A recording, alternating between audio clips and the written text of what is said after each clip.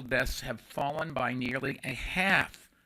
Think about this. Because of less coal pollution,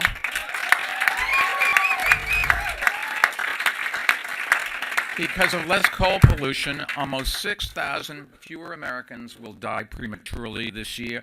Americans will suffer something like 7,500 fewer heart attacks and 80,000 fewer asthma attacks. And that's really an incredible achievement. And the thousands of people who worked so hard to bring this about really have a lot to be proud of. The unfortunate thing is we don't know the names of those people who would have died from a heart attack or died from cancer. If you could, it would resonate an awful lot more with the public. But the statistics are clear. Because of the actions of this organization, and Bloomberg Philanthropies is proud to be able to support it and do our part, there's an awful lot fewer Americans that are dying, and those that don't die live better, healthier lives. And by empowering communities to clean the air they breathe, we have helped the United States, believe it or not, to become a global leader in carbon reduction. Now, just think about all of the help that Washington has given us. Wait a second, I don't remember the last story. I'll get it. I'll have to go way back. But this is done by grassroots in the local governments and by the American public that wants to have cleaner air and cleaner water and have a better future for themselves and for their children. The biggest single contributor to the reduction in U.S. greenhouse gases has been the closing of coal-fired power plants.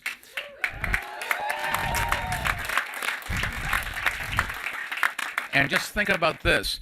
That's the reason why the U.S. has reduced its carbon footprint more than any other large country in the world over the last 9 years. America is leading the way, not because of Washington, but because of you, people in yellow shirts and people that just want to make a difference. And by any standard, it's a spectacular success, and it's having another important global benefit. It is helping to show other countries that it's possible to grow the economy while reducing carbon pollution.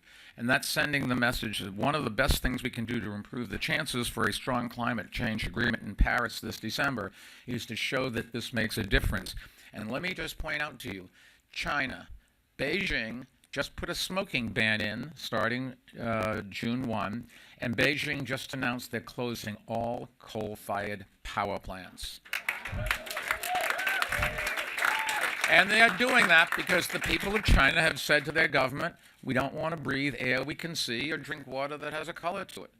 We don't want to have congestion when we can't get to work. We want the things that we all, for our children, that we'd like for ourselves as well.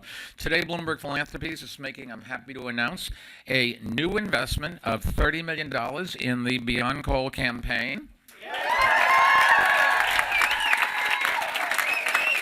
And, wait, we have more. I'm glad to say that more than a dozen additional funders have committed to match that $30 million.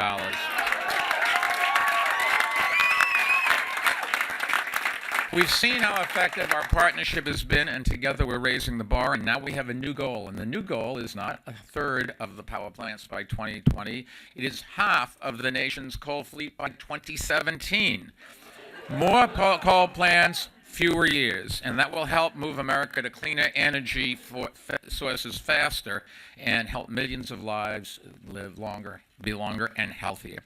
Bloomberg Philanthropies is excited to be in the next stage of this work, and by helping people to stand up for their rights and protect their families and their communities, we're going to have a lot of satisfaction, and you're going to do the work. People don't want to breathe bad air or drink bad water, and Beyond Coal is taking our country in the right direction. It's the direction that will help our economy, not hurt it, because the price of pollution and environmental damage is suffered in our economy as well as in our lives. Smart energy companies recognize this, and more elected officials do too. Your job is to make sure the elected officials understand this. They are very responsive to the public. When they hear the public say, I'm going to vote depending on how you vote, all of a sudden their eyes open and they start focusing. That's what gets them to do it. And you've got to go and say, I'm going to rally people to help your opponent unless you do what is right for my family. And you put it in that context, you'll be shocked at just how accommodative they are and sympathetic they are. Bloomberg Philanthropies is helping to do it. We're providing legal and technical assistance to comply with new federal regulations, and we keep adding clean energy jobs. Last year, even as the coal industry shrank, and it shrank partially because fewer coal-fired power plants here exist, but also because they've automated a lot of the coal industry. So saying that we're destroying jobs in the coal mining industry is not quite as bad, not quite as true as people would want you to believe. But we are adding jobs in other industries, and we are saving lives, and I think that's what's really important. America added 30,000 new jobs last year in solar power at a pace that is growing nearly 20 times the national average, the international average, and added thousands more jobs in natural gas and wind power. So instead of protecting an industry that will continue shrinking because of technology and because of less demand, elected officials should be making investments that will help people find jobs and build careers in industries that will continue growing.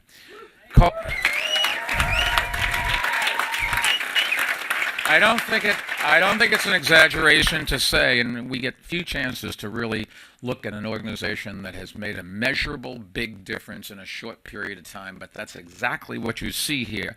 Coal's days are numbered. It is an outdated technology.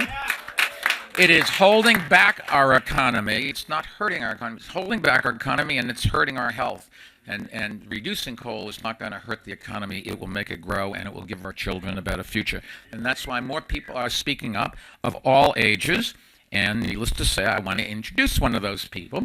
She is a bright young woman from Thomas Jefferson High School for Science and Technology in Alexandria, Virginia, Ami Kapadia. And she's seen the health impacts of coal firsthand. She's doing what she can to move this country beyond coal. Her parents are beaming right here, sitting right here, and filming this. I have promised her that she's a sophomore in high school, but when she gets to be a senior, I will write a letter of recommendation for her to any school. Ami, all yours.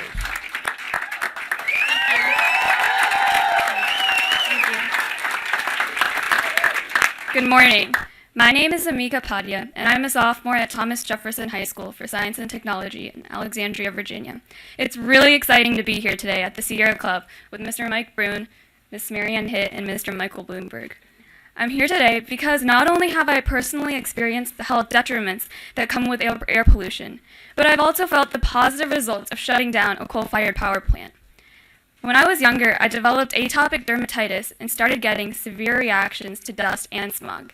However, now it is starting to cause more respiratory problems with symptoms similar to asthma. A couple of years ago, I was traveling to New Jersey to visit my grandparents. It started out like any other car trip, long and boring. But when we passed by a coal plant, my breath became constricted and I started wheezing. This event opened my eyes to the realities of the air pollution coal plants cause. I could no longer travel without a face mask, and I was at the point where further exposure would lead to asthma. I also live near Alexandria, Virginia, home to a coal plant that has recently been retired thanks to the efforts of many people here today, including Mayor Bloomberg and the Sierra Club's Beyond Coal campaign.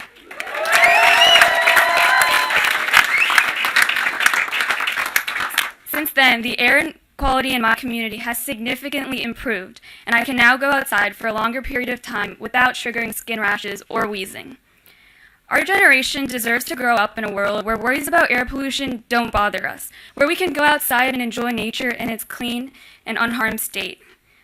Walt Disney once said, "If you can dream it, you can do it." We definitely have been dreaming of a clean and renewable future for a very long time, and we are finally on our way into making this a reality.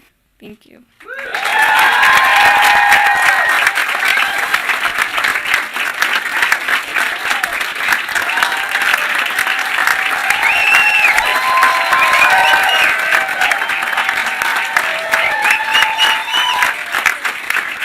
Ami, after watching your presentation, I don't know why you want to spend 2 more years in high school. You should go straight to college, and if you're looking for a good school, we're not that far away from Johns Hopkins, just my alma mater. We'd love to talk to you. Anyways, thank you for everything. We're also joined by Marianne Hitt. She is the director of the Beyond Coal campaign. Marianne?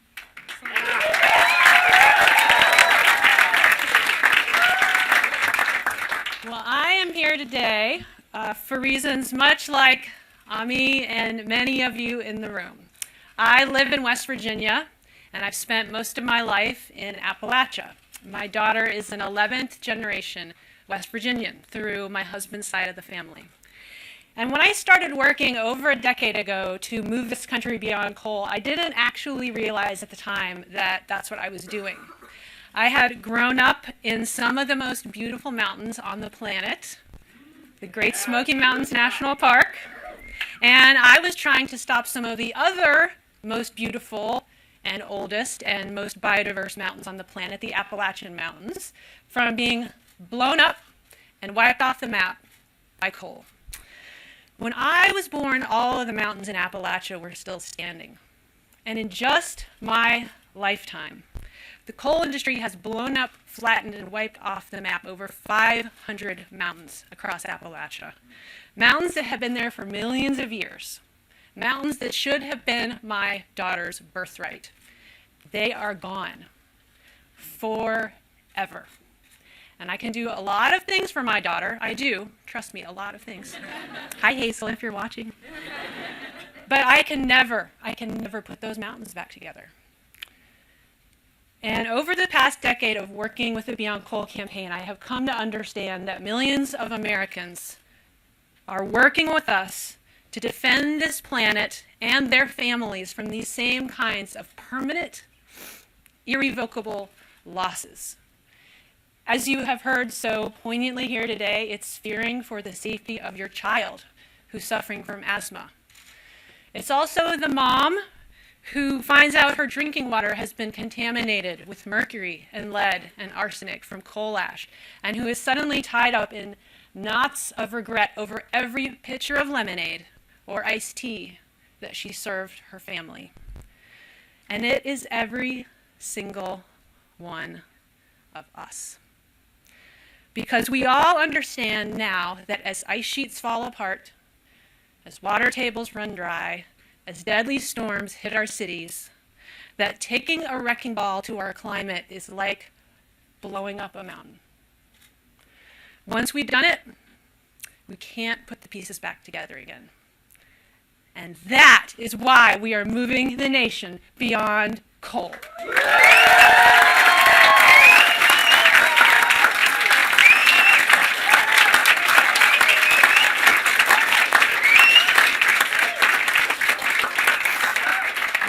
We are not just here to be in the fight for clean water and clean air and clean energy and stopping pollution. We're not just here to be in the fight against climate disruption. We are here to win that fight.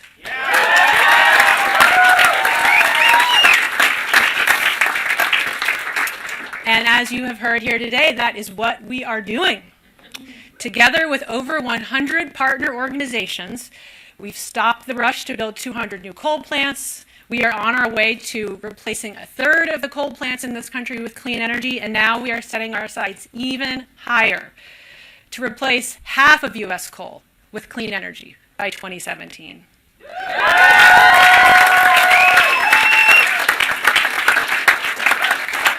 The effects of this are going to be felt far beyond our borders, and actually they already are. In 2014, for the first time in history, global carbon emissions were flat as the economy grew. The U.S. reached a climate agreement with China. We are now going to lead going into the climate negotiations in Paris, where we will be very ably represented by our UN Special Envoy, Mike Bloomberg.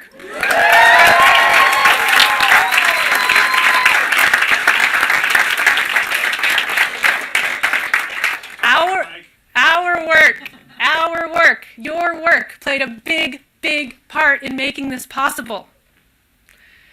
And even better, the goals that we are announcing here today will do even more. They will position us to exceed the climate targets that were announced in late March by the Obama administration. So, we are in the middle of a transformation. We are right in the middle of changing the world. And if you only take away one thing from today, I hope that it's this. This energy transformation was not made possible by Washington or Wall Street. It happened on Main Street, thanks to regular people fighting in their backyards for the safety of their families and the future of their communities. From Chicago to Indianapolis, from North Omaha, Nebraska to Alexandria, Virginia. Those regular Americans are the real heroes. You all are the real heroes. The deciding factor that is turning the corner on climate change and clean energy. And those regular Americans are going to be the driving force behind our success in this next chapter of our partnership with Bloomberg Philanthropies. So, our strategy is working. This partnership has delivered. We are moving the needle on climate change, on public health, and on clean energy. So we are going to ramp it up, we're going to double down, and we are going to do the best work of our lives because that is what this moment demands. We are the last generation that has the opportunity to turn the corner on climate change. And we are going to be able to look our kids in the eye and tell them that we did it. Thank you.